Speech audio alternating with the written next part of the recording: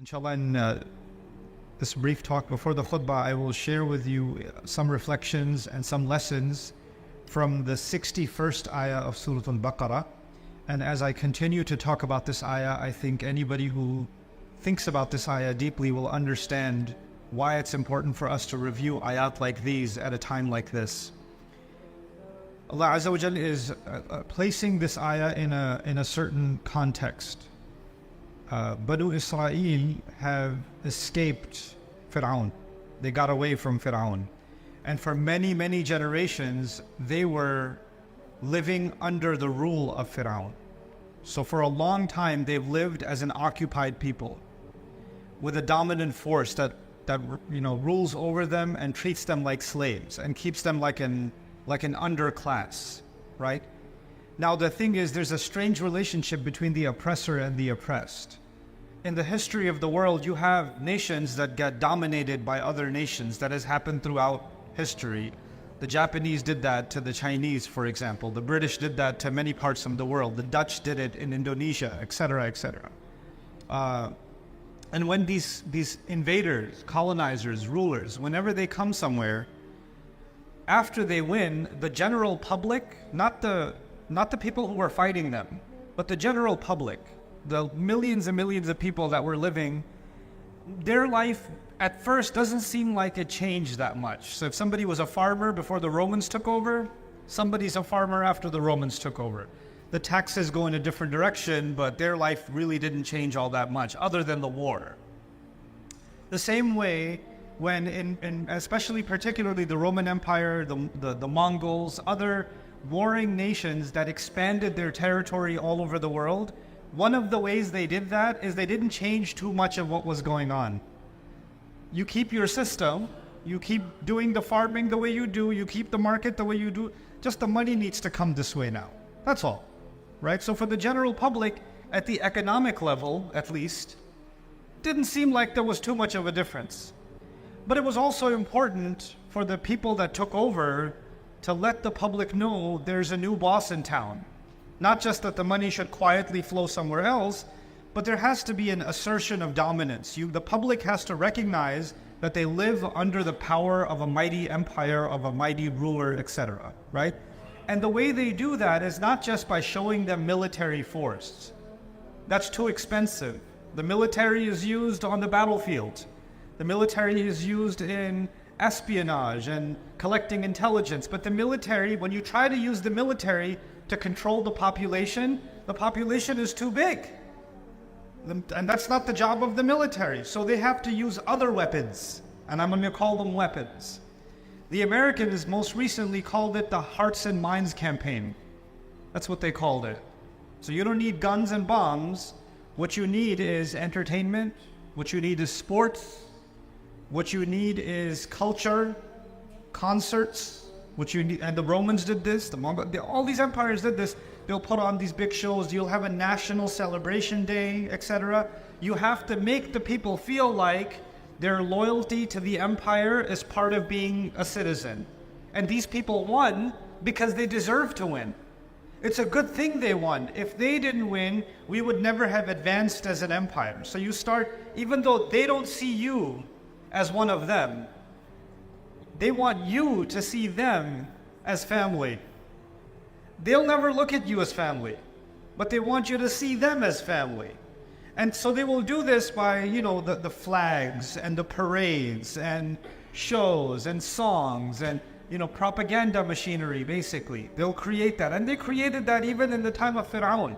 In fact, if you study the history of the pharaohs, this is important because the Quran brings up Fir'aun quite a bit, right? Fir'aun, if you know anything about the ancient Egyptian empire, they built a lot of very strange but very daunting, powerful monuments like the Sphinx and the pyramids and the obelisks and all these strange architectural structures that even now people go on tourist sites and they visit these places. And a lot of these places were built so if there were people traveling by sea and they would pass by or river, they could see on the banks of the river, oh, these people, you don't want to mess with these people, look at what they built. It was a means of intimidation, right? And this is actually, In the Quran, Allah Azza wa Jalla describes even previous nations like the nation of Hud alayhi salam. They used to do this too, to carve idols and carve massive monuments for no other purpose but to create an image, an impression, right? And so it's a symbol of something. You know, when the United States, the rebels in the United States were fighting the British Empire, the French wanted to, because the French hate the British, so just to stick it to the English some more, they sent them the, you know, Lady Liberty, a symbol of the union between France and America. And what does Lady Liberty represent? Freedom. Freedom of speech, freedom of religion, freedom of expression, freedom of to be human as you wish to be, except in France that celebrates that freedom. You can't wear a hijab and get a job. You can't have a name Muhammad and get, you know, put your resume in, you're not going to get a call back. The same guy, you know, Algerian guy, light-haired, light skin, his name is Abdul Karim, he applies for a job, can't get it, changes his name, you know, Jacques, Francois, and he sends it in and he gets a call right away. Freedom. But it's just a symbol. It's supposed to show people this is what we represent. This is what we celebrate, right? So it's done by means of a flag and all these other things. Now what happens to most of the public? Most of the public, what these empires did is they controlled the way these people think about the world. They wanted your worldview, if you lived in that time, they wanted your worldview to be shaped by them. They want you to see the world the way they want you to see it. And that was one of their most powerful weapons. The Israelites were slaves to the empire. They were slaves to Egypt. And Musa alayhi salam helped them break away from that slavery, and now they were free. They were in Sinai, they were in the desert. The military has drowned. The Egyptian army is gone. Now they're free. But they're not free. Because the real occupation was not the military occupation. The real occupation was the psychological occupation. They escaped physically, but they didn't escape mentally. They didn't escape mentally. So now they're free. Now I want to give you an analogy. If somebody was in jail, falsely accused, they got thrown in jail. And after 20 years of being in jail, they got out.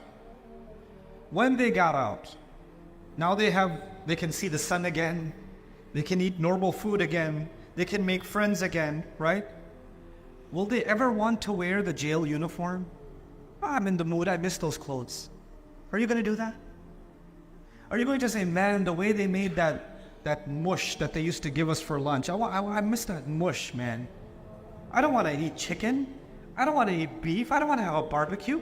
I want that old pot, that dirty pot, and I want to sit in a dark place where there's rats running around because I miss that, man. That was the life. Nobody would do that. Nobody will do that. In fact, even if they saw a rat or they saw a pot that looked like the pot from the time of jail, they might get triggered. That memory might come back and they might start remembering, and maybe might even start crying that they remember that. The next time you see a police officer, they might have a panic inside their heart. I've lived through this, you know? They can't even drive by the old place where they used to be in prison. It reminds them of a terrible episode in their life they would rather forget.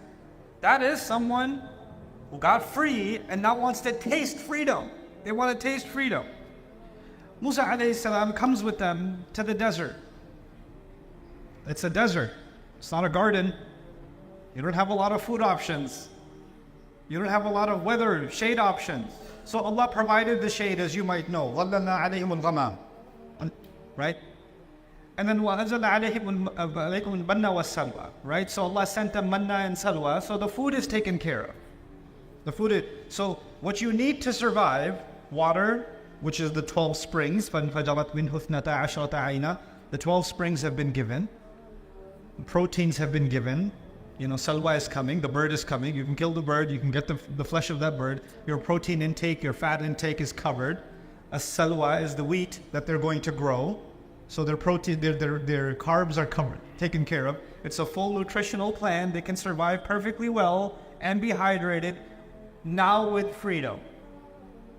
And these people that were free physically were still enslaved mentally. And they come to Musa alayhi salam in ayah number 61, and they say, وَإِذْ قُلْتُمْ, Allah says, and you people said to Musa, at the time when you said, لَن نَصْبِرَ عَلَى طَعَامٍ وَاحِدٍ, we can't just keep eating one kind of food.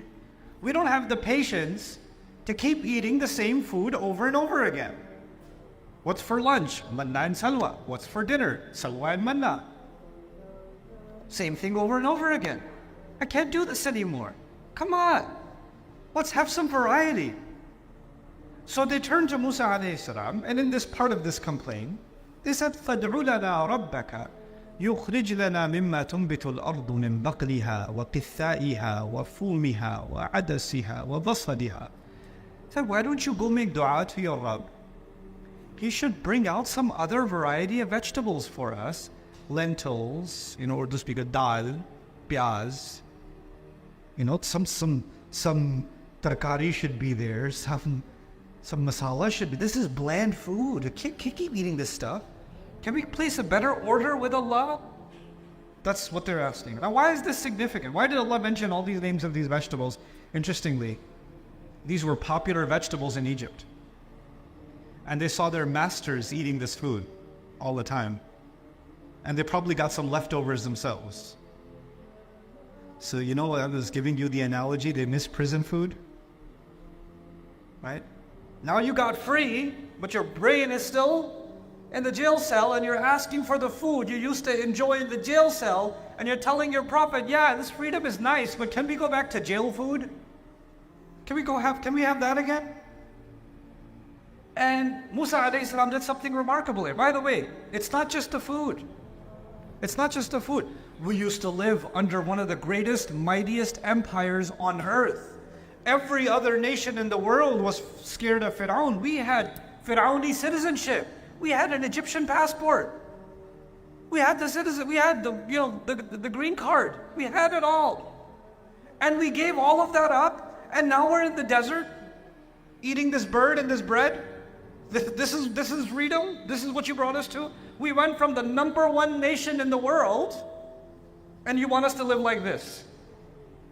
You see, they were not the number one nation in the world. They were slaves of the number one nation in the world. But in their head, we're number one, baby.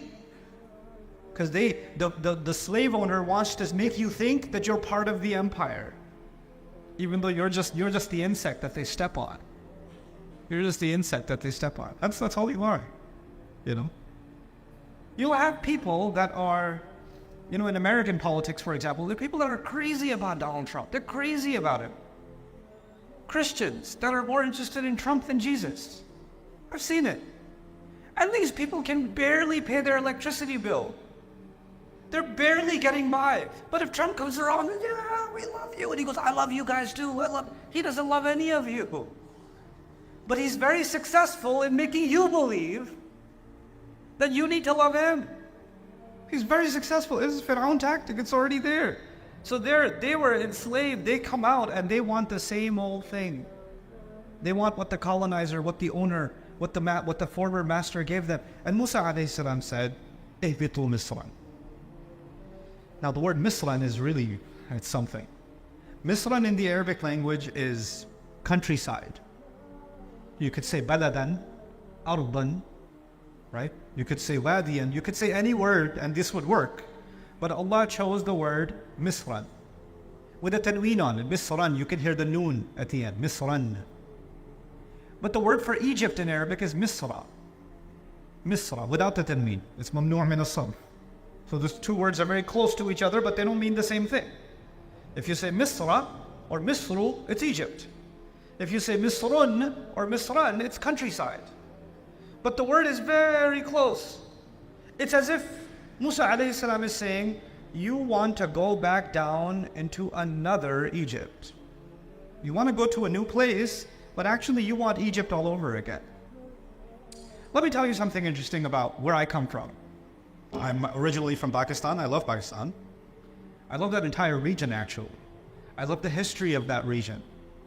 A book for especially the university students that are sitting here and high school students that are sitting here, the boys and the girls. I really want you to read this book, especially if you come from South Asia. If you come from India, Pakistan, Bangladesh, Afghanistan, even Sri Lanka, other parts of that region, I want you to read this book. It's called Islam and the English Enlightenment. Islam and the English Enlightenment. I really want you to read it for yourself. But I want you to let's step away from that for a moment. The British colonized India. They ruled over the Hindus, the Sikhs, the Muslims for some time. The Indians tried to fight back. The Muslims particularly tried to fight back. Didn't work for a long time. They were supposed to be the enemy, and you should hate everything about your enemy. But the enemy was very successful as teaching you that if you speak my language, you will be successful.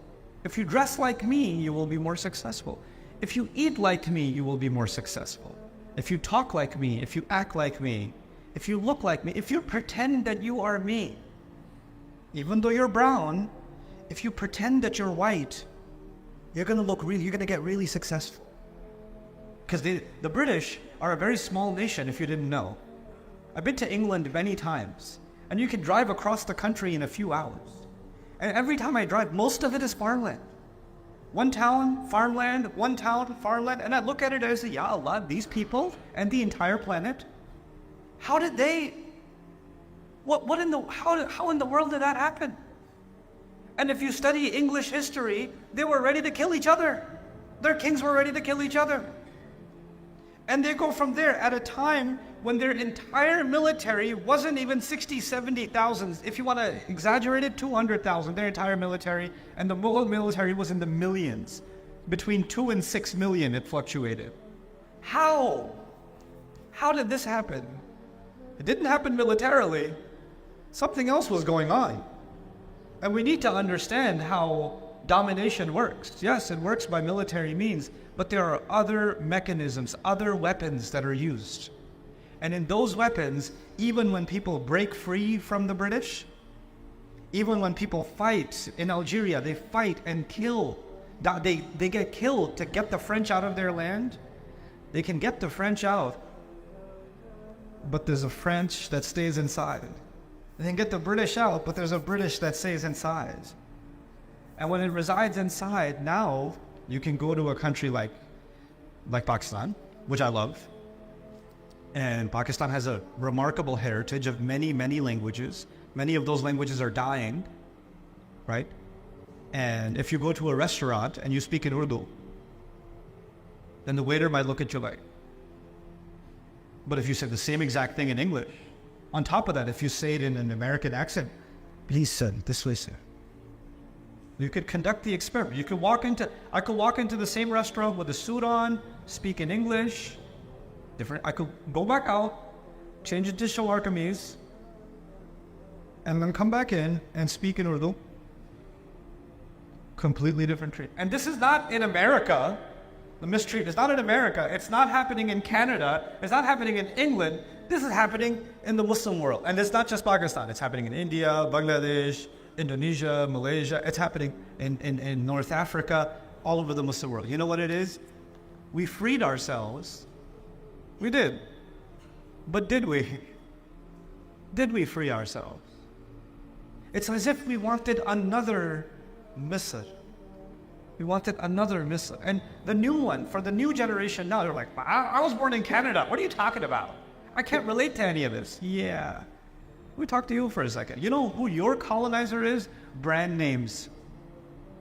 Your TV, your loyalty to your entertainment accounts.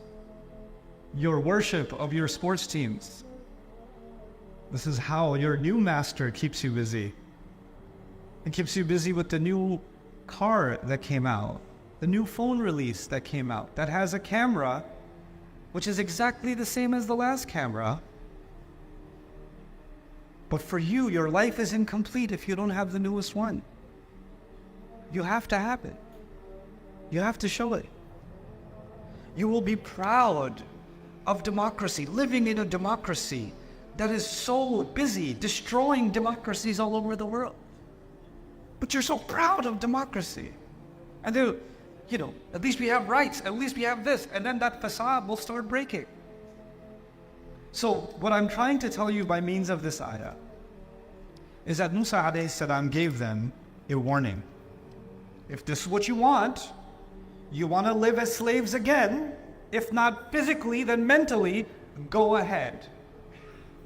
Go into another Egypt. This time, it's not a Fir'aun that has to rule you. Fir'aun is already in your head, and you are colonizing yourselves on autopilot. I mean, the best kind of slave is a slave you don't even have to build a prison. Save money. The slave who's a slave while he thinks he's free. The owner doesn't even have to spend any money. This is the easiest way. This is great. You know, there used to be a time before the banking systems that developed and the taxation systems that developed that the kings used to send the forces, and the forces used to come and collect the money from every house, and it got smarter. They're like, this is too much. I've got to pay the soldier. I got to pay the horse. I got to pay the cart. I got to pay the travel expense. Then they got to collect the money. I lose a lot of money this way. Let's make an automated billing system so when people are riding down the highway, the toll will rob them and they won't even know, and they'll feel like they're free. The road is so nice. The view is so nice. They'll be smiling while being robbed. They'll be smiling while they'll pay taxes on their income, then they'll pay taxes when they buy a bottle of milk. Then they'll pay taxes when they're recycling that bottle of milk. Then they'll pay taxes when they buy the car and park the car and emissions from the car. We'll just keep taking their money back and they'll be smiling. You'll be like, this is so great. This is a much better slavery system than even Fir'aun. Fir'aun would have been proud. Fir'aun would have said, this is a real upgrade. اهبطوا مصرا فإن لكم ما سألتم. And if you allow this, if you don't break free from at least mentally being owned, if you don't free yourself, what is the big, and I don't want to prolong this discussion, I have 4 minutes, I'll just give you one thing. Allah says, what punishment, what is the consequence of this? It's easy. There's a law in the Quran. There's multiple laws in the Quran. You guys understand the law of gravity, right? You understand laws of physics. You understand laws of combustion. You understand laws of chemistry, right? You understand laws of physiology. If you're going to eat certain things that are poisonous to the human body, your body will be affected. There are laws that govern that. There are rules in place. Allah put rules in place. You can't stick your hand into a fire. There are rules of combustion, right? There's going to be a cause and there's going to be an effect. Just like that, in the Quran, Allah gives us another kind of cause and effect that if Allah did not teach us, we would never know. Physics you can learn. Combustion you can learn. Anatomy you can learn. But there are other laws, just like those laws, with a cause and effect, that you cannot learn unless Allah teaches. وَيُعَلِّمُكُمْ مَا لَمْ تَكُونُوا تَعْلَمُونَ. He teaches you what you couldn't know yourself. Allah says, وَضُرِبَتْ عَلَيْهِمْ الذِّلَّةِ. الذِّلَّة was slapped on them, was struck on them. So I want you to understand this word, dhillah. That's all. There's more, but if you understand dhillah, kafa. بالنسبة لكفى. So Allah says these people that wanted to be mentally colonized, they were struck with dhillah. So what in the world is dhillah? It comes from the Arabic word mudallal, tariqun mudallal. When a road, people step on it a lot and it becomes smooth. Like if you live in some place where there's not a lot of pavements and things like that, there's grass and weeds and things, and people walk and walk and walk, and between the weeds there's a path that becomes smooth. And there's nothing growing on it because people step on it so much, right? That would be tariqun mudallal, sahl yani. So it becomes stepped on so much it becomes smooth. Ha'itun dhalil. They use it for a wall. Somebody built a wall to keep their neighbor out.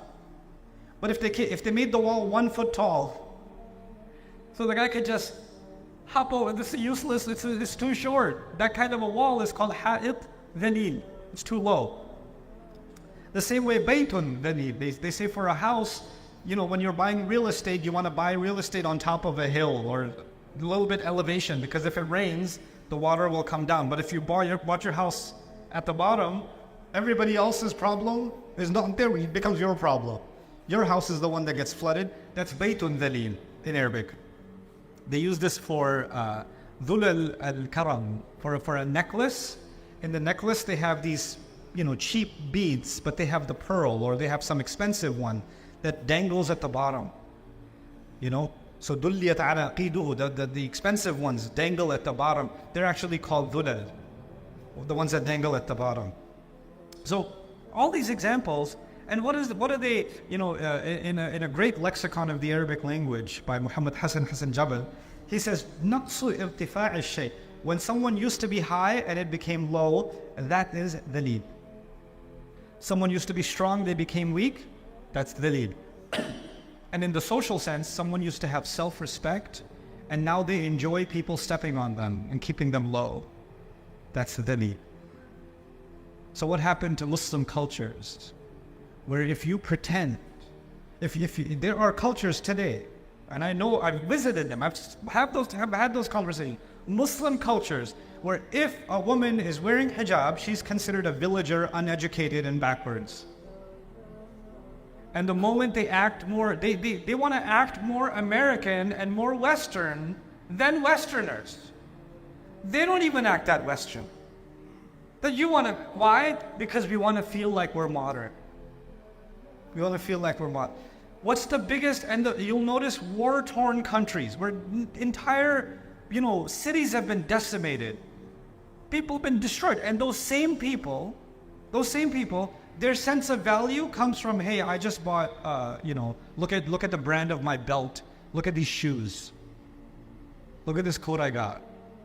This is where your value is coming from.